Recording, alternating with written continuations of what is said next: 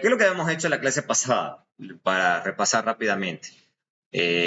Habíamos hablado al último de la clase pasada, en esto de las inferencias y demás, y habíamos hablado esto de los p-values. Yo le voy a decir p-values, yo sé que hay gente que dice valor P, que quieren hacer en la traducción estricta. A mí es p-value. Yo sé que eso suena a Spanglish, pero no me importa. No me importa, yo le voy a llamar p-values. Porque todo el mundo dice p-values, ¿qué hacemos? Entonces lo que habíamos dicho es que lo que se usa en econometría, digamos, en economía en general, son diferentes valores, estos son los típicos, menor a 0.01, entre 0.01 y 0.05, entre 0.05 y 0.010, y mayor a 0.10 ya la gente no le presta mucha atención, es estadísticamente no significativo. Y este es el tipo de tablas que uno presenta en un paper, digamos. Entonces, lo que les decía era que, bueno, o sea, uno muestra el p-value implícitamente con las estrellitas. Pero lo que sucede es que lo que yo les mencionaba, a alguna gente no le gusta la estrellita, les parece que es como sesgar un poco las estimaciones, me parece que no, pero bueno, eso a gusto. Ahora, la duda que a uno le queda, una vez que uno ve esto, dice, bueno, pero ¿cómo hago con Stata, ¿no? Yo como les digo, yo voy a hacerlo con la clase con Stata. Hay otros softwares, pero yo uso Stata. Entonces la pregunta que a uno le queda, bueno, pero ¿cómo hago para que Stata me las muestre así? Para que me las muestre con estrellitas y todo ese tipo de cosas. Bueno, hay muchas formas para hacerlo a eso en Stata. Personalmente yo utilizo este comando que se llama stab. Es un poco viejo el comando, pero me sigue funcionando bien, me sigue dando resultados y me queda como a mí me gusta. Otra gente, obviamente, les gusta Outerreg, Outerreg 2 y ya Stata 17, que son las viene allá, salió Stata 17 y ya hoy en día ya salió Stata 18, que son las dos últimas versiones. Ellos mismos ya para hacerle la vida más fácil a uno, ya ellos mismos han incorporado formas de que lo que voy a hacer, a mostrarles yo con Stab, uno los puede hacer con Stata ya desde el inicio. O sea, porque básicamente a mí me toca instalar este comando, Stab, para usarlo. ¿Ok? O sea, eso pasa mucho en Stata y en otro software, que uno descarga comandos que son armados por ciertos autores. Entonces yo uso ese comando porque es lo que yo uso, pero no significa que ustedes lo puedan hacer de otra forma, como les digo. O sea, y descubrir con esa forma hay una cosa que se llama collect, que es lo nuevo que ha sacado Stata 17. Entonces básicamente lo que hace, ¿qué es lo que hace este comando? O sea, se instala, ¿no? Entonces lo voy a correr rápido, así a todo esto, para que se vea qué va pasando. Entonces yo ya tengo acá la GIH, lo voy a correr a todo directamente. Bien, entonces, esto es lo que normalmente hemos visto todo el tiempo. O sea, esa es la regresión que nos muestra Stata. Pero como les digo, la duda que a uno le queda es, ok, pero ¿cómo hago para pasarme de esto? Que mire toda esa cosa, toda esa maraña de información. Y a veces uno no quiere mostrar todo eso, es demasiada cosa. Lo que uno quiere es mostrar en una sola tablita mucha información. O sea, entonces, ¿cómo pasamos de eso a esto? Muy simple, digamos, con este comando, como le digo, hay otros comandos. Entonces, ¿qué es lo que sea? ¿Cuál es la lógica de este comando? Lo que uno le dice es, mire, esta es la regresión que usted acaba de correr. Entonces, la memoria de Stata guarda los resultados de esa regresión en la memoria de la computadora. Uno le puede poner sto, eso se llama estimate story, o sea, eso es como una abreviatura, básicamente. Y lo que uno hace es básicamente decirle con stab stab, utilice estos resultados de regresión e insértelos en este archivo. ¿Ok? O sea, uno si quiere, hasta uno puede ser más simple y correr esto, ¿no? O sea, uno puede hacer esto y mostrarlo así, ¿no? Si uno quiere. Fíjense que ahí ya se aproxima bastante a lo que uno quisiera. ¿Ok? Bastante. Pero, hay que tocarlo un poco para que quede como a uno le gusta. ¿Cuáles son los problemas que tiene esto? Bueno, primero en principal que esto está en una salida de Stata, es puro texto. O sea, entonces a uno le tocaría manualmente copiarlo a Stata, etcétera, etcétera. Los softwares son para hacerle la vida más fácil a uno, no más difícil. ¿Okay? Entonces acá ya hay un paso uno, pero uno tiene que trabajar un poquito para que quede como en el journal. Entonces, ¿qué yo? Por ejemplo, una de las primeras cosas que uno debería leer rápido es que estas estrellitas de significancia no son las que normalmente se usan en economía. Son bastante más estrictas. Fíjense que una estrella ya significa una significancia del 5%, dos estrellas significancia del 1%, y tres estrellas acá es significancia del 0.1%. O sea, es mucho, es mucho. Y obviamente tiene otros defectos, digamos, que son, por ejemplo, de que esto tiene 4 decimales, esto tiene 2 decimales, esto tiene 2 decimales, y eso puede ser un poco antiestético. Es a gusto. O sea, eso soy yo, que soy medio picky. Entonces, ¿qué hace uno, por ejemplo? Uno, por ejemplo, lo manda a un archivo, en realidad. Yo lo mando a un CSV. CSV significa Comma Separated Values. Hay otros comandos, como les digo, un poco más modernos, que ya los manda a un XLS, que es el formato de Excel y demás. O sea, pero yo uso CSV, me parece que es amigable, a mí no me genera muchas molestias. Hay gente que se le molesta. Como les digo, eso ya es a gusto. Entonces, a mí ya acá ya me queda un poco más, ya me queda en Excel al menos, ya me queda, por lo menos lo puedo ir tocando en Excel. Tiene algunos defectos, lo mismo que mencionaba recién, pero ya me lo mando al menos a Excel, que es un poquito más amigable. Y ya después uno le va trabajando, y uno obviamente, como todo comando, uno puede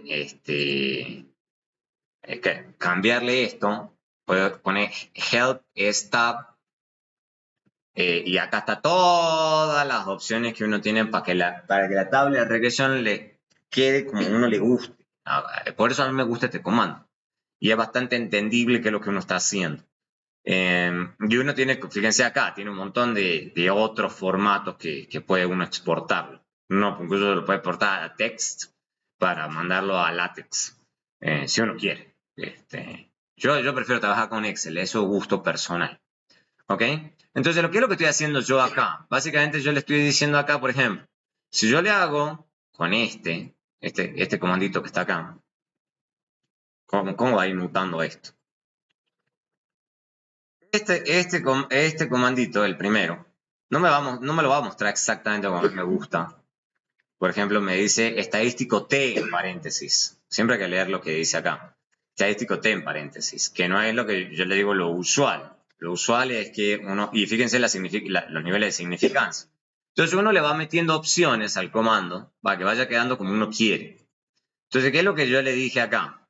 Le dije yo, aquí, le dije a él, mire, muéstreme en realidad los errores estándar. Entonces le pone SE, Standard Error. O sea, y ahí va uno mejorando la presentación. Entonces ya, cuando yo lo abra de nuevo, me lo voy a mostrar con, voy a cerrar otro archivo que me está molestando. Listo. Entonces acá ya me está mostrando los errores estándar en paréntesis. ¿Ok? Ahí dice, errores estándar en paréntesis. Pero no solamente me quedo con eso, voy metiéndole más cosas, como por ejemplo las estrellas. Acá este es el comando para decirle, mire, una estrella que signifique significancia de 10%. Dos estrellas que sea 0.05%, no por ciento, sino de significancia, 5%, y este es 1%. Entonces simplemente uno le va agregando más opciones a medida que uno le va diciendo cómo quiero exactamente que me quede la tabla. Bueno, si se mantiene abierto no lo puede guardar, eso es importante. Lo vuelvo a correr.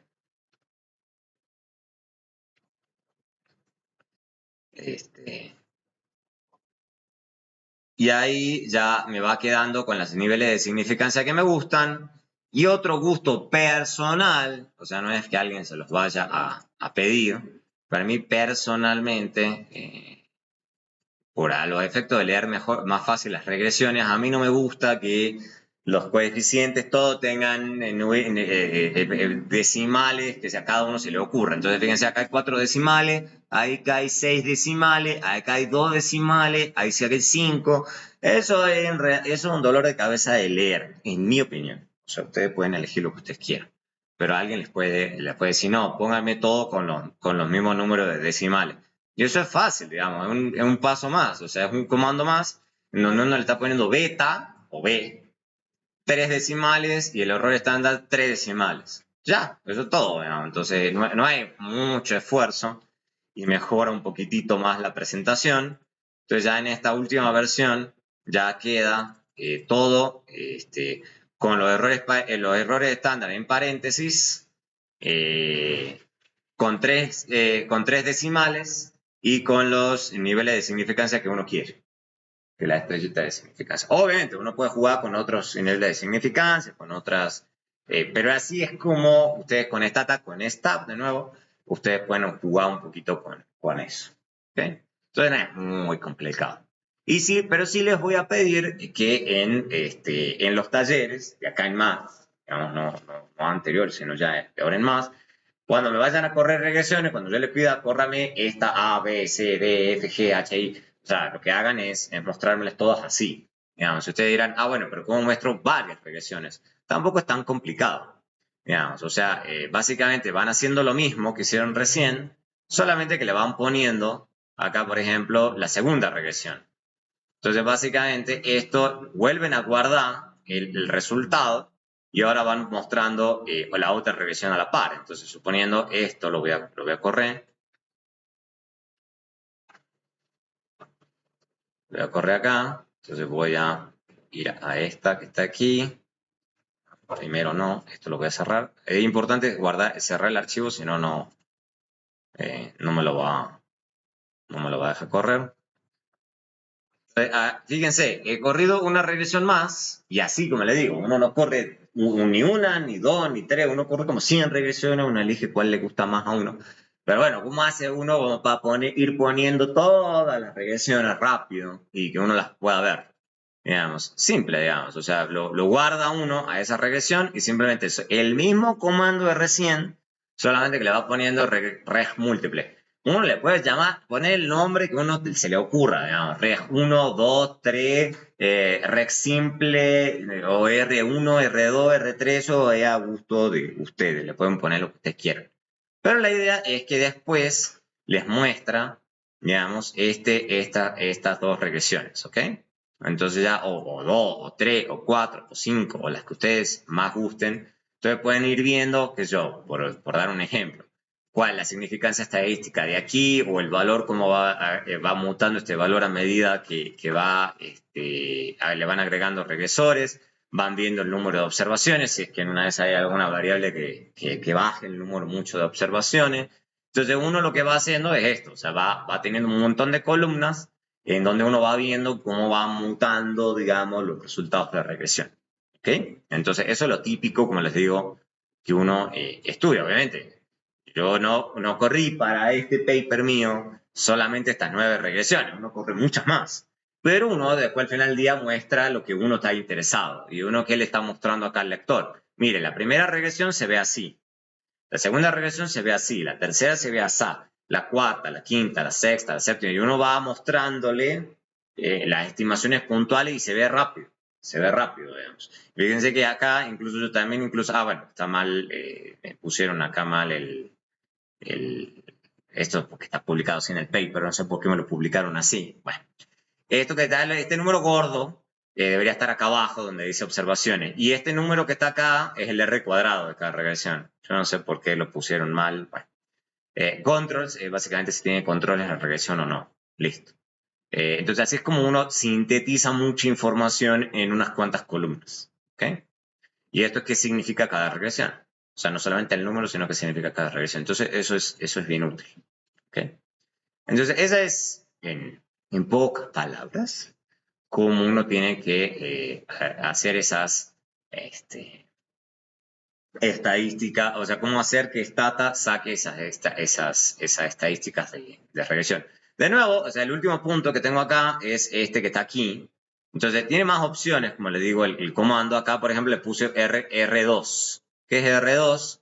Es simplemente que yo le estoy diciendo a Stata, agrégueme el R cuadrado en la tabla. También eso se puede perfectamente. Voy a cerrar de nuevo este que está acá. Entonces, y así otras estadísticas. Uno le puede poner R cuadrado ajustado, ya vamos a hablar de eso. Pero fíjense acá, fíjense acá, entonces acá me está poniendo el R cuadrado de cada regresión. Entonces eso a veces le resulta útil a uno, digamos. O sea, porque uno quiere saber si el R cuadrado cuando si está subiendo, está bajando, no por elegir una regresión, sino que a la gente le interesa, ¿ves? O sea, si es que uno está pudiendo explicar mucho de la variación muestral de la variable dependiente o no. A la gente a veces le puede interesar eso. Pero como le digo, no solo eso, o sea, que es el R cuadrado que está acá abajo. A uno le puede interesar un montón de cosas. Bueno, la forma de mostrarlo a eso es fijándose acá qué tantas opciones tiene uno. Hay algunas que son de pura presentación, hay otras que son de mostrar estadísticas que a uno le parecen interesantes. ¿Okay? Entonces, mírenlo a STAB, o como le digo, hay otras opciones, digamos, pero STAB es lo que, al menos yo en el día a día, toma. O sea, hay muchas formas de trabajar. Pero sí les voy a pedir que en los talleres sí vayan haciendo ese esfuerzo, de mostrarlas ya, no como la salida de Stata así toda pelada, sino tratar de que les quede así. Porque como se dan cuenta, no es usar un comando más, no es súper difícil. Y eso me ayuda a mí para leer rápido los resultados y le ayuda a ustedes para saber cómo tienen que trabajar a futuro. Bueno, sigamos entonces. Hay una cosa que creo que es un punto que Wooldridge hace, que me parece importante, que es el tema de la significancia económica o práctica versus la estadística, porque la gente se queda muchas veces solamente con la parte estadística. Que no está mal, digamos, o sea, no está mal que uno diga, esto me da estadísticamente significativo. Eso en general no está mal. Pero hay que pensar un poco, bueno, de lo estadístico a lo práctico, ¿dónde está el puente? ¿Ok? Bueno, hay que pensar un poco, digamos. O sea, la estadística está relacionado básicamente con el estadístico T, ¿ok? Mientras que la práctica tiene que ver con el tamaño del signo de beta, ¿ok? Ahí es cuando uno ya dice, ok, nos vamos de lo econométrico. Bueno, si lo que uno está encontrando en la práctica resulta significativo, es alto, bajo, lo que estamos encontrando en términos prácticos.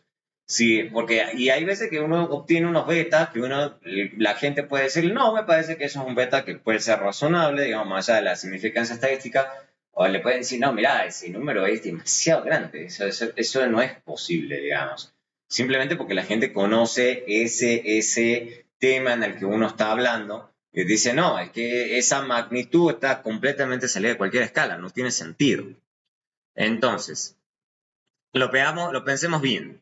Entonces tenemos el T, entonces, el T es un cociente entre beta J sombrero y el error estándar, ¿cierto? Entonces, básicamente, el T puede ser grande porque beta J es grande o porque el error estándar es pequeño. O sea, eso es lo primero, lógica que uno tiene que pensar. O sea, básicamente en eso podemos estar teniendo significancia estadística simplemente porque tenemos una estimación, mucha precisión, tenemos muchas observaciones, por ejemplo. Pero eso no nos dice nada respecto de si beta es grande o no. O sea, esto es un ratio y nada más. Entonces es importante pensarlo a eso en la práctica, porque si uno se enfoca únicamente en lo estadístico, uno dice, esto es súper importante porque me da estadístico. Pero en realidad no es en la práctica, eso no significa mucho, o significa demasiado, quién sabe, digamos. O sea, uno le toca pensar eso. Entonces, mire, este también es de un paper mío. Entonces, supongo que ustedes dicen, bueno, yo tengo 3 etapas de una reforma tributaria, eso fue así.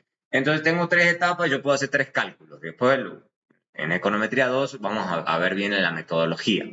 Pero básicamente esto es que hay un momento donde se aprobó la reforma, una parte donde se redujeron ciertos impuestos y otra parte donde se redujeron otros impuestos.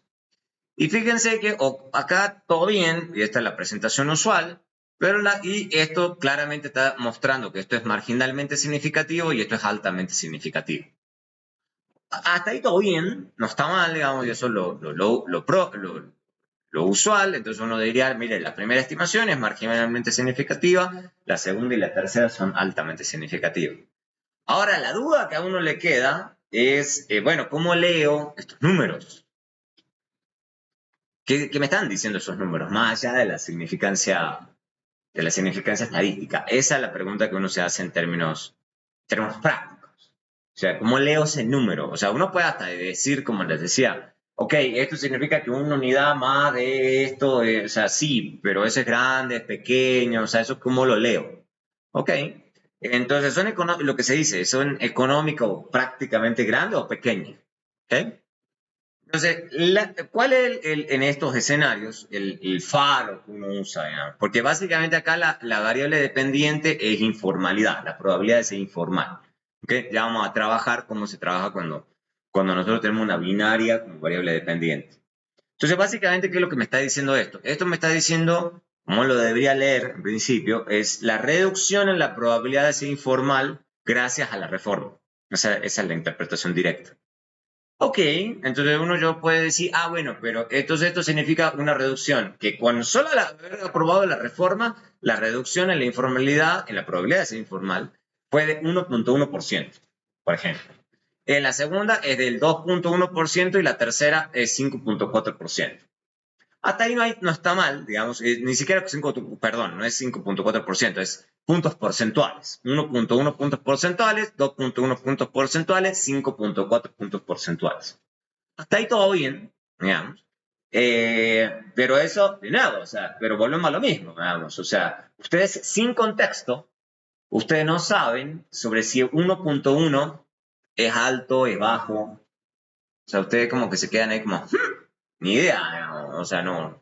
Si usted no me da contexto, yo no tengo idea, digamos. Entonces, eso es lo importante cuando ustedes hacen investigaciones empíricas. ¿Cuál es el contexto, digamos? ¿Cuál es el contexto de la investigación que ustedes están llevando a cabo? ¿Ok? Entonces, lo que a uno le da contexto es pensar cuál era la informalidad antes de esta reforma. ¿Ok? Justo antes. Entonces, en diciembre de 2012, esta reforma se aprobó en diciembre de 2012, era del 56.2%. ¿Okay? Eso ya a uno le da contexto, porque no es lo mismo haber tenido una informalidad del 90% que de 10%. O sea, estas magnitudes se van a medir respecto a eso. ¿Okay? Si es 52.2%, entonces yo sí puedo decir que la reforma, al ser aprobada, el efecto es pequeño, es apenas un 2% de caída respecto de la informalidad vigente al momento de la aprobación. ¿Okay? Se pasada la aprobación de la reforma, entonces yo puedo decir 1.1 dividido en 56.2. Ese es el cálculo que puedo hacer. ¿Ok? Y puedo ir haciéndole ese mismo cálculo después, un poco más grande, después de la primera reducción de impuestos, 3.7%, y la reducción más grande es al final, que es de 9.6%. Ahí uno ya le está dando un poquito más de contexto a la cosa. ¿Ok? Entonces uno dice, ah, bueno, la reducción relativa a la informalidad que había antes, al principio fue una reducción de apenas 2, después se subió a casi 4 y ya después era del 10%. O sea, ya los efectos, ya después de haber reducido todos los impuestos que la reforma había hecho, porque no fue una reforma tributaria, sí se redujo sustancialmente la informalidad. ¿Okay? Pero no fue inmediato, se demoró. ¿Okay? Entonces, esas cosas a la gente sí le parecen más interesantes. ¿Ok? Entonces, independientemente del tema que ustedes vayan a elegir, a ustedes sí les toca poner entonces en contexto lo que ustedes están obteniendo. ¿Ok? Eso es importante. Eso es importante. Que ustedes piensen, oh, ok, voy a estudiar esto, voy a sacar este resultado, pero ¿qué significa? ¿Ok? Aquí, o sea, no solamente quedarse entonces en lo estadístico y lo econométrico, sino decir, ¿qué tanto significó ese número en términos prácticos? ¿Ok? A no olvidarse de eso. Obviamente, lo importante es que no hay una forma, eso es importante, no hay una forma. Hay un montón, o sea, y depende mucho del contexto, ¿ok? Depende mucho en el tema que ustedes se vayan a meter, ¿ok? Sobre si eso que están encontrando es grande o pequeño. No hay receta, no hay ningún manual diciéndole así es como ustedes evalúan la parte práctica. No, les toca dentro de esa investigación que estén haciendo sobre si lo que encontraron es, en términos prácticos, grande, pequeño, porque como todo, ¿cómo sabe uno que algo es grande, pequeño o minúsculo? Bueno, todo es relativo. ¿Relativo a qué? Bueno, relativo al contexto que ustedes estén eligiendo. Entonces ahí no hay guías, ¿ok? Lean los ejemplos de Woolrich, a él da más ejemplos que el mío, yo les estoy dando solamente el mío, pero él tiene varios ejemplos más en el libro donde él va diciendo, miren, en este paper ellos sacan esto, porque claro, esto, como se darán cuenta, en econometría más o menos, la significancia más o menos ya está preestablecido, los software los calculan rápido, o sea, basta, ponen las estrellitas y demás, o sea, no es difícil. Pero ya cuando ustedes ya dicen, pero quiero evaluar prácticamente cuánto significa eso, a eso ya le corresponde a uno como investigador, o sea, y eso muta mucho, ¿ok? Hay una guía sugerida que da Woolrich que me parece que tiene sentido, es chequear primero, obviamente, la significancia estadística, ¿ok? O sea, ver que el p-value es abajo, eso es medio lógico, digamos. Si uno no tiene significancia estadística, básicamente uno no puede hacer mucho. Eso sí es cierto. ¿Ok? Si uno no obtuvo significancia, máximo lo que yo les decía, uno puede decir, no puedo rechazar que esto no sea cero. Ya. O sea, uno no dice que es cero. Lo que uno dice es, miren, lo que yo estoy haciendo no me da. Digamos, yo tuve un estudiante que estaba estudiando, todavía no ha defendido, por ejemplo, efecto de glifosato sobre muertes prenatales y le da no significativo. Y no le da significativo, y no le da significativo. Y le digo, mira, te toca mostrar que no da significativo. No, pero te toca mostrar que no da. Eso es un resultado en sí, porque no da. Digamos. O sea, va contra toda la intuición a veces de uno mismo, pero no da. No da, digamos. Y al final del día uno muestra y dice, no, miren, no da. O sea, y con lo que yo les he repetido, puede ser que ustedes estén interesados en que no dé, y no fue el caso de ella. Ella quería que le dé, ¿ok? De que el glifosato tiene un montón de efectos negativos y demás, y quería que le dieran, pero no le dio. No le dio. Bueno, pasa, ¿ok? Entonces, de última, uno tiene que mostrar los resultados y mostrar que no da, ¿ok? Y uno toca defender por qué no da, o sea, de último, ¿ok? Pero es una condición necesaria, sí, para empezar recién para hablar de temas prácticos.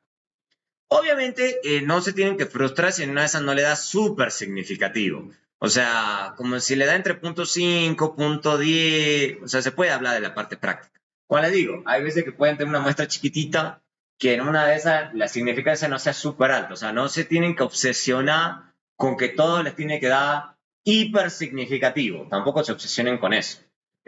Con que le dé marginal o significativo, ya la gente ya dice, ya, o sea, tranquilos, o sea, ya con eso podemos trabajar. Entonces, no se obsesionen con que tengan que tener 1000 estrellitas. Por eso les digo que a veces gente no les gusta,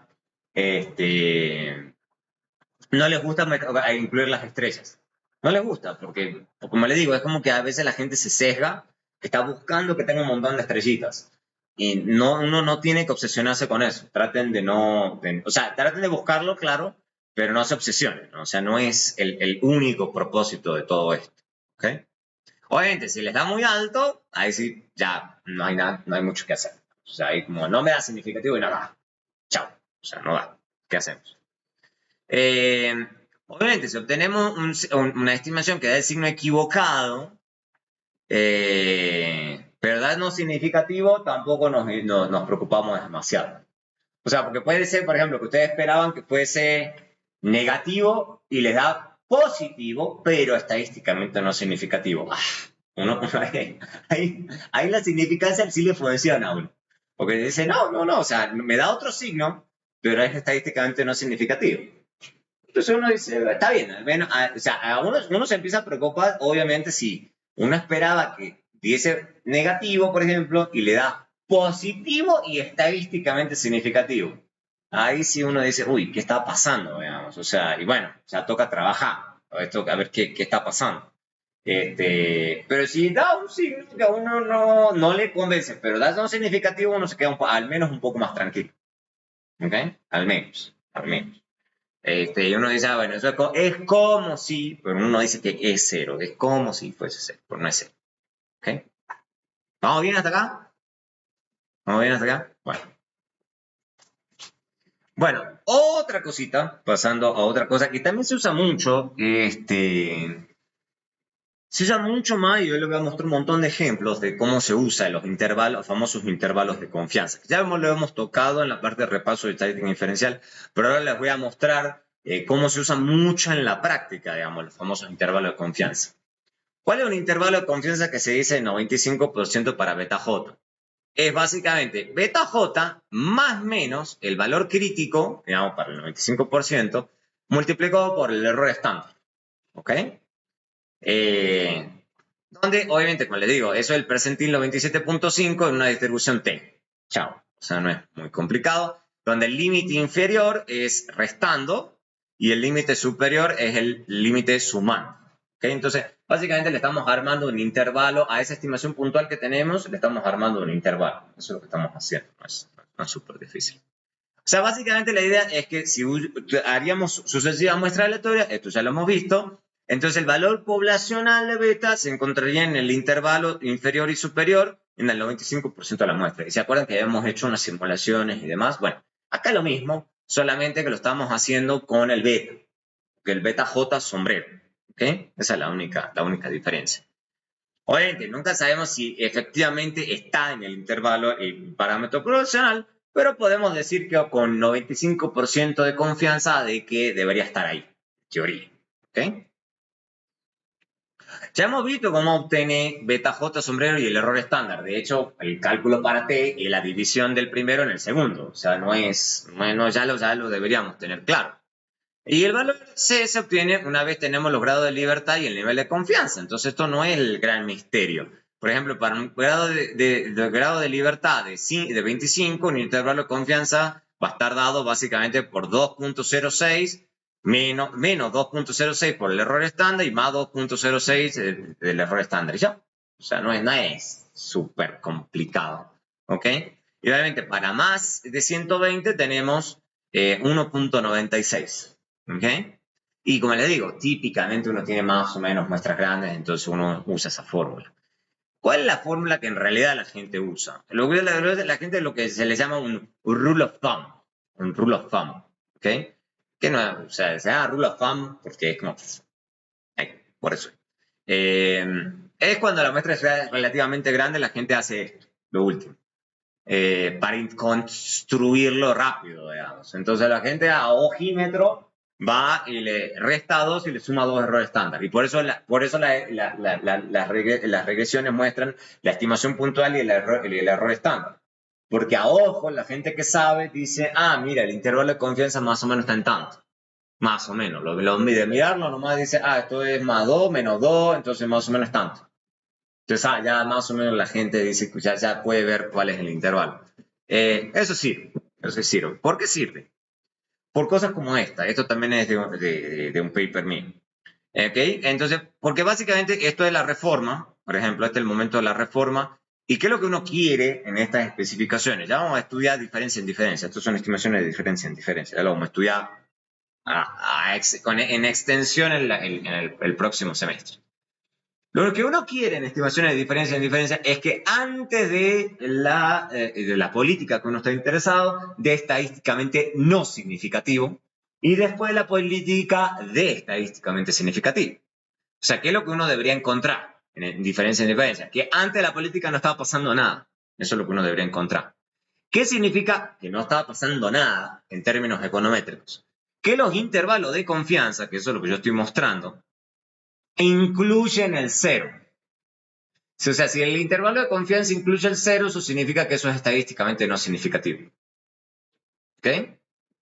Entonces, gráficamente, o sea, sin mostrar una tabla, yo puedo mostrarle a la persona todas las estimaciones puntuales pre-reforma y mostrarle que muchas de ellas incluyen el cero. Entonces, le estoy diciendo en esencia, todas estas estimaciones puntuales son, en el grueso de ellas, estadísticamente no significativas. ¿Ok? Y fíjense, es un gráfico nomás, y es un solo gráfico. Entonces, siempre a veces uno tiene que pensar su paper para poder venderlo con un gráfico. Si ustedes son capaces de lograr eso, ya eso en términos de marketing se vende. ¿Ok? Y después de la reforma, uno sí tiene que empezar a encontrar cosas estadísticamente significativas. Si uno no encuentra cosas estadísticamente significativas, uno se preocupa porque básicamente no está encontrando nada. ¿Ok?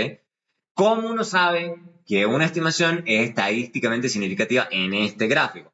Que el intervalo de confianza que uno está mostrando no incluye el cero. ¿Ok? No incluye el cero. ¿Ok? Y no conforme con eso, en este gráfico bonito, cada vez se aleja más del cero. ¿Ok? Eso también es crítico. ¿Qué significa? Que se aleja cada vez más del cero, que cada vez se vuelve estadísticamente más significativo. ¿Ok? Entonces, fíjense que con un solo gráfico uno ya está mostrando mucha información. Le está diciendo, mire, antes de la reforma, el grueso de las estimaciones no daba nada. Por reforma, el grueso de las estimaciones sí da, estadísticamente significativos, y además no solamente eso, sino estadísticamente muy significativo porque cada vez me alejo más del cero. ¿Ok? Eso es el ideal, digamos, que uno busca en diferencia menos. Pero en general, digamos, uno quiere mostrar, entonces, estimaciones, que uno está buscando que es estadísticamente significativo, que no incluyan el cero. Por ejemplo, otros ejemplos de otros autores, no míos. Por ejemplo, este es, por ejemplo, diferentes estimaciones, digamos, y entonces, ¿qué es lo que va haciendo este autor? Va diciendo, no, mire, lo que voy haciendo es mostrando las estimaciones de los intervalos, y él no está mostrando esto a través del tiempo, como con mi ejemplo de mi paper. Él está mostrando diferentes especificaciones en cada gráfico. Y lo que me está mostrando es la misma estimación puntual, y lo que me está mostrando acá es diferentes estimaciones que él está haciendo. Y si cada una de esas estimaciones, si el cero está acá, él debería haber puesto una línea, para hacerlo más claro, sobre si esas estimaciones incluyen o no incluyen el cero. Entonces, lo que le pasa a él, digamos, en el grueso de estas estimaciones, fíjense, solamente algunas él puede garantizar que no, estos intervalos de confianza le está graficando, estos intervalos de confianza con esa línea, a mí no me parece lo estéticamente más adecuado, pero también se grafica así. O sea, eso es una posibilidad. Entonces hay gente que va a poner la estimación y le pone una línea, ¿ok? Y donde termina esa línea es el intervalo de confianza, ¿ok? Entonces esa es otra posibilidad. Esa es otra posibilidad. Creo que tengo otro ejemplo acá. Este es otro ejemplo de otro autor, o sea, no vamos a entrar a qué paper es ni qué están queriendo hacer, digamos. Estos son ejemplos de cómo la gente muestra diferentes cosas. Entonces, por ejemplo, esto es regresiones por quintiles, ¿ok? Entonces, él va mostrando que le da en diferentes firmas para diferentes años, ¿ok? Entonces, cada una de estas barras es la regresión que le está haciendo para cada uno de estos años y las estimaciones puntuales que le está dando, ¿ok? Entonces, por ejemplo, acá le da prácticamente cero e incluye el cero, ¿ok? En cambio, por ejemplo, acá sí le da 0.02 prácticamente y justo no le da, no incluye el cero. Entonces, él está queriendo mostrar que esta estimación para el año 2012 le da 0.02 y estadísticamente significativo. Entonces, fíjense que hay múltiples formas creativas en que la gente puede explotar esto para mostrar no solamente la estimación puntual, sino la significancia estadística. ¿Okay? Por ejemplo, en este otro ejemplo acá. Entonces, acá, por ejemplo, sí le da un valor positivo, pero le da estadísticamente no significativo. Porque el intervalo de confianza, si se fijan bien, se incluye el cero. ¿Ok? En cambio, acá sí da, acá no da. Y así sucesivamente. Entonces, él en un solo gráfico está mostrando diferentes regresiones por quintiles para cada uno de los años y está mostrándole al lector qué tan precisas son sus estimaciones, qué tan estadísticamente significativos son cada una de esas. Entonces, esas son, o sea, diferentes estrategias para mostrarles cosas. ¿Okay? Esas cosas son bien útiles. Entonces piensen, o sea, entonces no se queden solamente con el p-value, las estrellitas, las tablas. Hay muchas formas gráficas, ¿ok? De mostrarles cosas, ¿ok? Entonces, el intervalo de confianza muchas veces sirve para eso. Obviamente, fíjense que en el caso de él, estos intervalos de confianza son del 90%, ¿ok? Ustedes pueden jugar también con eso. Los intervalos de confianza pueden ser de 90, de 95, de 99. O sea, ustedes pueden jugar un poquito con eso, de cuál es el nivel de confianza que están dispuestos a tolerar. ¿Okay? Pero tienen, o sea, como este autor, hay que ser transparente. Siempre hay que decir, este es el intervalo de confianza. Entonces, hay muchas alternativas. Entonces, exploten eso. O sea, no se queden con una sola herramienta, usen todas. Veamos, por ejemplo, rápidamente este ejemplo de Wooldridge sobre los datos RDChem. Entonces, vamos a ver, digamos, cómo se ve esto en Stata. ¿Okay? Rápidamente, porque Stata lo hace automáticamente. Entonces, yo ya tengo esto cargado a RDChem. Entonces, fíjense, estos son datos de investigación en desarrollo, digamos, y ventas de la firma y los márgenes de ganancia. ¿Okay? Entonces, básicamente estoy viendo cómo depende el log del gasto en investigación y desarrollo de las ventas y los márgenes de ganancia que tiene la empresa. ¿Okay? Y estoy tratando de evaluar la significancia estadística de las estimaciones puntuales. ¿Ok? Entonces, por ejemplo, este coeficiente me da 1, el error estándar me da tanto, y este es el t. Obviamente el t es gigante, digamos, y el p-value me da 0. Entonces hay alta significancia estadística. Fíjense que inmediatamente a que hace todo esto Stata me calcula por defecto, le puedo cambiar si tengo ganas, el intervalo de confianza del 95%, que es lo usual. Es lo usual. Y si se fijan, claramente, el intervalo de confianza no incluye el 0. ¿Ok? Que es lo que debería pasar. ¿Ok? Y lo que les digo, hay gente que se aburre y le parece, bueno, pero si tenemos el T, tenemos el p-value, tenemos, o sea, ¿para qué el intervalo de confianza? El intervalo de confianza es, por ejemplo, para mostrar en un gráfico un montón de estimaciones. Entonces, eso sirve. Entonces, claramente no incluye el 0 y uno lo puede mostrar en un gráfico. Pero también uno puede mostrar estas otras cosas. Que fíjense, acá el t me da mucho más bajito, el p-value sí me da por arriba de 0.10. Entonces fíjense que el intervalo de confianza claramente incluye el 0, como tiene que ser. ¿Sí? En algún momento vi que cuando t era 2 exactamente. Sí. El valor b da 0,05. Sí. Exactamente. Sí. Sí, exacto. O sea, de hecho, ese es el valor para que no hemos llegado a ese punto. Pero sí, típicamente la gente utiliza el T2 como prueba de significancia estadística. A ojo. O sea, por eso también la gente ve la estimación puntual y lo divide en el error estándar. Si al menos la estimación puntual da el doble que el error estándar, uno dice, ya. Entonces no necesito, entre comillas, las estrellas. En teoría. Lo que pasa es que a mí me parece incómodo. Yo prefiero que me pongas en la estrella. Pero hay gente que no le gusta. Pero sí, la idea es que 2 es un buen indicador. O sea, un t igual a 2 ya es señal de significancia estadística. Sí, eso sí es cierto.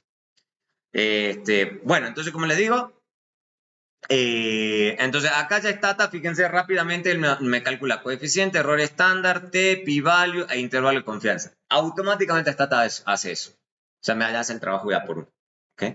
Ahora, obviamente, mostrar eso en un gráfico y demás requiere un poquito más de trabajo, lógicamente. Pero ya saben más o menos qué es lo que Stata está queriendo hacer. Me está queriendo mostrar toda la información de la regresión.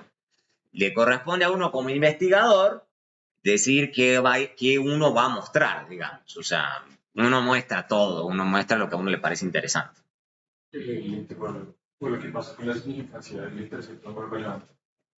Exacto, sí, a la gente no, eso no le... Sí, o sea, puede ser, como les digo, que a la gente le puede interesar el intercepto, pero en contextos muy específicos, digamos. O sea, en general la gente está más interesada en las variables, más que en el intercepto, en el grueso de los casos. Entonces, básicamente, ustedes ya saben, si aprenden bien a manejar los intervalos de confianza, pueden leer rápidamente significancia o no significancia estadística gracias al intervalo de confianza. Entonces, esa es la moraleja de esto. Por ejemplo, este es bueno, Prof March, no, eso ya está, eso ya lo hicimos. ¿Okay? Bueno, hasta ahí hemos llegado, digamos, a mostrar siempre, hasta este punto, hemos estado interesados en la estimación de significancia estadística de una estimación puntual. Una sola. Un solo veto. Hasta acá. Ahora, lo que a uno le puede interesar, y también puede ser importante, por ejemplo, digamos, yo en este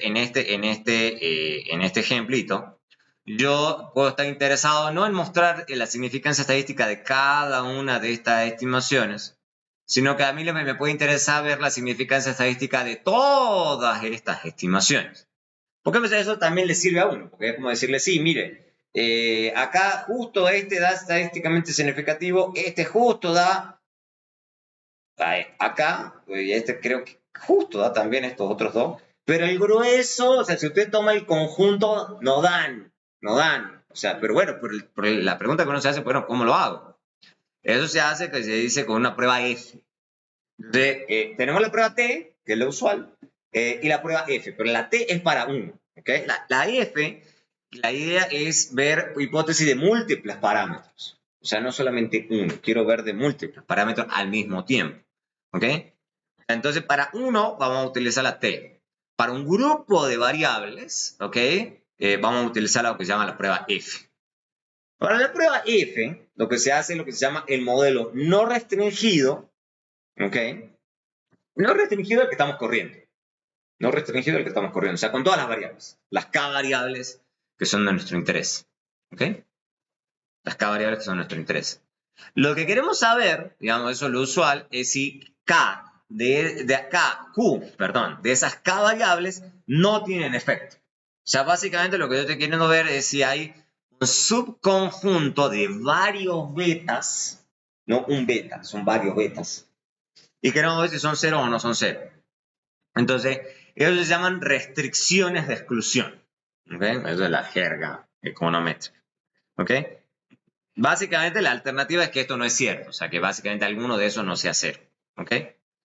Obviamente, uno querría usar T, pero no tiene mucho sentido, porque el estadístico T se resulta de imponer una restricción que es esto. ¿Ok?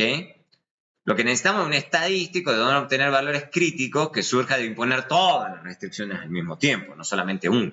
¿Ok? Entonces no es suficiente. Entonces lo que hace es obtener un modelo que se dice restringido. Básicamente esas Q variables que estaban en el lado derecho en la ecuación anterior se eliminan.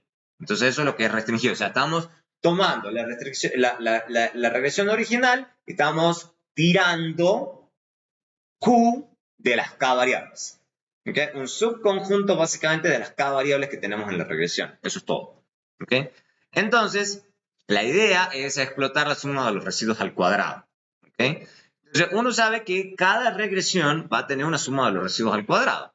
O sea, uno sabe, porque esto es mínimos cuadrados, o sea, no hay mucho misterio. ¿Ok? Entonces, la idea es que podemos hacer la suma de los residuos al cuadrado del modelo no restringido versus el restringido. ¿Ok? Lo que sabemos es que siempre la suma de los residuos al cuadrado va a ser menor cuanto más variables tenga el modelo. Eso tiene que ver con el R cuadrado que siempre sube. Bueno, es la misma historia. ¿Ok? Sabemos que una estimación de mínimos cuadrados múltiples, al agregar más variables, siempre la suma de los residuos al cuadrado se reduce. ¿Por qué? Porque cuanto más variables tengamos, más estamos siendo capaces de explicar la variación muestral de la variable dependiente. ¿Ok? Entonces, la suma de los residuos tiene que bajar. Tiene que. ¿Ok? Eso es el tema algebraico, o sea, no vamos a entrar en la historia esa. La pregunta que uno se hace es si el incremento en la suma de los residuos al cuadrado al pasar al modelo no restringido, al restringido es lo suficientemente grande para rechazar la hipótesis nula. La pregunta es sobre si esas variables están explicando o no están explicando para nada Y. Esa es más o menos la intuición. ¿Ok? Entonces, básicamente de ahí surge el estadístico F. ¿Ok? ¿Cuál es el estadístico F que estamos construyendo? Básicamente estamos restándole al restringido. El restringido, recuerden, en el restringido estamos eliminando variables. Estamos eliminando variables. Entonces, la suma de los residuos, ¿qué va a pasar? ¿Va a subir o baja en el restringido? No, restringido. Va a subir. Exacto. Porque tiene menos variables. La no restringida, o sea, la inicial, tiene que ser más bajo. Entonces, esta diferencia, ¿qué va a pasar?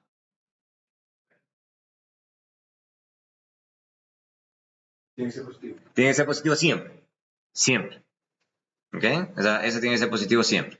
Lo dividimos en las restricciones de exclusión y dividimos en la suma de residuos del no restringido.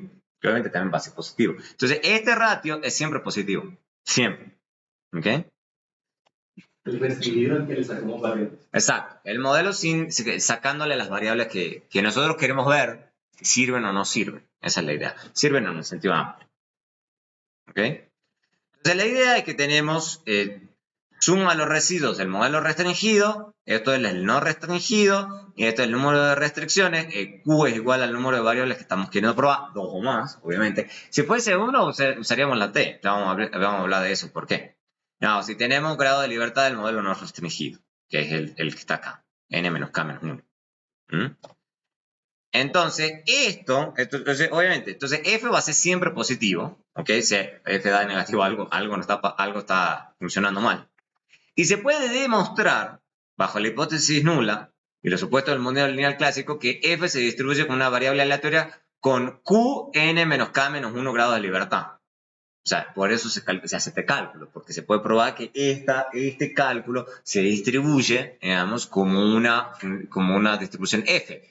Distribución que ya hemos visto en el repaso de estadística inferencial. ¿Okay? Pero esto es lo que uno está haciendo en una regresión. ¿Okay? Entonces, básicamente, este f se distribuye con una distribución f con q n menos k menos 1 grados de libertad. O sea, son 2 grados de libertad, no uno solo. Sino tiene q y n menos k menos 1. Q son las restricciones. Exacto. Q son el número de betas que estamos acá. 2, 3, 20, 5, o sea, el número de restricciones, o sea, el número de betas, de variables, sí, pero es que también son los betas asociados a las variables. El número de variables que estamos queriendo ver sobre si tienen betas estadísticamente significativos o no, pero no en forma individual, sino en forma conjunta. Ese es el punto. ¿Okay? Entonces, la idea es obtener un F suficientemente grande. ¿Ok? Entonces, obviamente, igual que en una prueba T, el valor crítico C va a depender del nivel de significancia que querramos, los grados de libertad, y obviamente una vez que tenemos C, rechazamos H en favor de H1 si el estadístico F es mayor al estadístico, al valor crítico. Igualito que con la T. Igualito. O sea, es la misma historia, es la misma mecánica. O sea, la única diferencia acá es que estamos utilizando otra distribución diferente que la F. Y obviamente no estamos calculando beta dividido en el error estándar. Estamos calculando dos regresiones y estamos haciendo la suma de los residuos de una versus la suma de los residuos de la otra. Y estamos operando, como les mostré para hacer el cálculo de la F, porque esa F se distribuye con una distribución F. ¿Okay? Supongan, por ejemplo, nivel de significancia 5, 3 grados de libertad, 3, y que estamos queriendo eliminar 3 grados de libertad en el sentido de que son 3 betas que estamos, o 3 variables que estamos queriendo eliminar, y tenemos 60 grados de libertad. Entonces, básicamente, la distribución F, que siempre se va a ver así, que es siempre positiva, ¿ok? Entonces tenemos un área de 0.95 aquí, que va hasta acá, ¿ok? Y la región de rechazo es esta que tengo aquí, ¿ok? Entonces, básicamente, si quiero rechazar la hipótesis nula, entonces tengo que obtener entonces un estadístico F en la prueba de mayor a 2.76. Si me da menor a 2.76, no puedo rechazar la hipótesis. No puedo rechazar la hipótesis de que ese conjunto de betas sean cero. Esa es la idea. Entonces, siempre piensen en la región de rechazo y la región de no rechazo, porque pueden pasar las dos cosas. Obviamente, si es rechazado, se dice que ese conjunto de variables son conjuntamente significativas. Conjuntamente significativas al nivel de significancia elegido, que típicamente va a ser 5.05 o 5%. Obviamente, eso no indica cuál de esas variables tiene un efecto significativo. Lo que está diciendo es que en conjunto tienen efecto significativo. ¿Ok? Eso es lo que está diciendo. Entonces hay que tener siempre interpretarlo de forma adecuada. Si no es rechazado, entonces se dice que son conjuntamente no significativas. ¿Ok? No se dice que son cero. Dice conjuntamente son no significativas. ¿Ok? Obviamente, el estadístico F es muy usado siempre que haya dos o más variables X muy correlacionadas. Y vamos a ver que eso pasa más seguido de lo que uno piensa. Pero ¿por qué uno piensa que eso puede ser útil? Porque básicamente lo que ocurre cuando tengo dos variables que están muy correlacionadas, ¿okay? ¿Se acuerdan la fórmula del error estándar? ¿Ya? Si habíamos hablado del R cuadrado respecto a todas las otras variables. que estaba ahí metido en la ecuación de la varianza estimada. Bueno, lo que ocurre eso significa, si eso es alto, entonces básicamente hay mucha correlación entre las betas, entre los regresores, ¿no? Entre las betas. Pero dentro de eso me va a subir las desviaciones estándar, digamos, ¿ok? Entonces eso genera un problema, porque básicamente no le puedo confiar mucho a los T. Pues recuerden que el T es beta sobre error estándar estimado. Si es muy grande el denominador, ¿ok? Entonces eso me baja el T, ¿ok? Entonces me baja la significancia estadística, el p-value. O sea, el p-value se sube, el p-value se sube, ¿ok? Eso es el factorizador de varianza. También le dicen BIF, sí, el BIF. Sí, a veces se usa el BIF. Entonces, por ejemplo, el ejemplo que tengo acá, es el clásico, en la educación de los padres para estimar educación en salarios.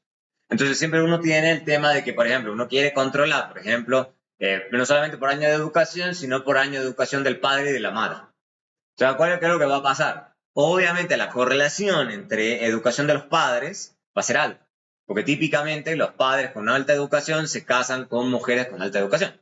Digamos, eso pasa todo el tiempo, digamos. Por un tema de matching, digamos. Entonces, va a haber mucha correlación. Pero lo que yo puedo saber es que en una de esas, a pesar de que en una de esas, entonces los T individuales de cada edad de los padres va a ser muy bajito. O sea, los p-values van a ser muy altos. ¿Eso significa que tengo que eliminar la educación de los padres? Lo que debería hacer es una prueba F. Debería probar de forma conjunta si la educación de los padres es estadísticamente significativa. Y lo más probable es que sí lo sea. ¿Okay? Pero para que estoy teniendo un problema de alta correlación entre esas dos variables. ¿Okay? Entonces hay que tener cuidado. ¿Okay? Veamos, por ejemplo, un ejemplo que da Woolrich de béisbol. Yo sé que nosotros no somos los grandes fanáticos del béisbol. No, mentira. Acá en Colombia, creo que la costa, yo creo que la gente sí le gusta mucho. O sea, entonces la gente sí sigue bastante el béisbol. Entonces, supongan ustedes que quieren explicar, yo trato de hacer la analogía con fútbol, pero creo que el grueso de la gente sí lo maneja más. Supongan que ustedes quieren explicar el salario de un beisbolista en función de diferentes factores. ¿Y qué hace? Entonces, básicamente, que un futbolista o un beisbolista se le pague más. Digamos. Y hay cosas que son un poco lógicas. Eso se llama, creo que esto le llaman hoy en día economía del deporte. ¿Okay? Toda una línea que se llama economía del deporte, si les interesa. Entonces, la idea es que esto es salario. Obviamente, el log de salario, como digo, siempre se usa log. Años son los años que se lleva en la liga o en el equipo, digamos, básicamente. O sea, los años que lleva jugando para tal equipo, X equipo, el que sea. ¿Okay? O sea, porque esos son datos, básicamente, que él tiene, Woolrich, de beisbolistas en diferentes clubes en Estados Unidos. ¿Okay? Entonces, esto, obviamente, una cosa es estar años en esa liga, los juegos por año. Obviamente, uno pensaría que si el jugador juega más, seguramente se le paga más. Un poco lógico. ¿Ok? B-average es el promedio de bateos en la carrera. ¿Ok? Para los que no saben mucho de béisbol es básicamente batear y uno le pega a la bola y la bola se va cerquita, uno no es mucho, pero si se va súper lejos, que es muy probable que gane el partido. Entonces, el tiro básicamente, o sea, batear es como hacer un tiro al arco. Entonces, haberle pegado, digamos, incluso si uno no lo mandó muy lejos, eso es básicamente como un tiro al arco. Como el tiro al arco, básicamente, yo pateo al arco, no sé si hago gol, pero al menos pateé al arco, digamos. O sea, eso ya me sube el valor, porque significa que soy un jugador, que soy clave, digamos. O sea, entonces, bateos es importante. Los home runs, ahí está lo que uno traduciría como cuadrangulares, es básicamente sacar la bola del estadio, o por lo menos de la cancha, digamos que llega a la tribuna. Si uno logra eso, uno puede correr todo el cuadro, se llama un cuadrangular. Uno corre todo el coso y hace lo que es una carrera. La carrera es básicamente un gol, digamos. Entonces, en el béisbol, cuanto más carreras, si uno hace un montón de carreras, uno gana el partido. Ese es el chiste, digamos, del béisbol. ¿Okay? Entonces, es un gol, básicamente. Entonces, cuanto más carreras, más goles son. Entonces, básicamente, hacer home runs tiene que subir un montón el valor, digamos. Obviamente, igual que en los clubes de fútbol. ¿Cuál es el jugador al que más se le paga en general en cualquier club? Es al goleador. Digamos, porque es el que es clave para ganar el partido, digamos. Porque si no se hace goles, el partido no se gana. Digamos, lo mismo pasa en béisbol. Si no se hacen home runs, no se gana, digamos. Así de simple. ¿Ok? Y obviamente esto es un número de carreras impulsadas o battle run y battle in por año. O sea, básicamente asistencia. O sea, es lo que uno llamaría en el fútbol un volante o un buen pase-gol. O sea, ese jugador que es clave para pasarle la pelota al goleador y el goleador haga gol. Digamos. Entonces también ese es un jugador súper valuado. ¿Okay? Lo mismo pasa acá. O sea, básicamente son los tipos que no hacen el home run, pero logran batear la pelota lo suficientemente lejos para que los otros jugadores avancen y completen una carrera. ¿Okay? Entonces esos jugadores también son valuados. ¿Okay? Esa es la idea. Entonces vamos a ver un ejemplo, digamos, con datos y vamos a correr esa regresión con esos diferentes datos. A ver qué factores hacen qué variables están más correlacionadas, digamos, con el hecho de que los jugadores se les pague más o se les pague menos. ¿Ok? Entonces, corramos rápidamente. Yo ya lo tengo cargado.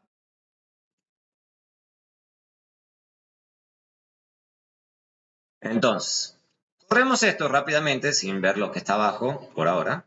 Entonces, fíjense, vamos estimación por estimación. Fíjense que acá me da una estimación independiente. Bueno, podría decir hasta la interpretación. Podría decir, por ejemplo, que acá es un año más de año en la liga. Me da aproximadamente un 6.9, pues prácticamente 7%, más de salario.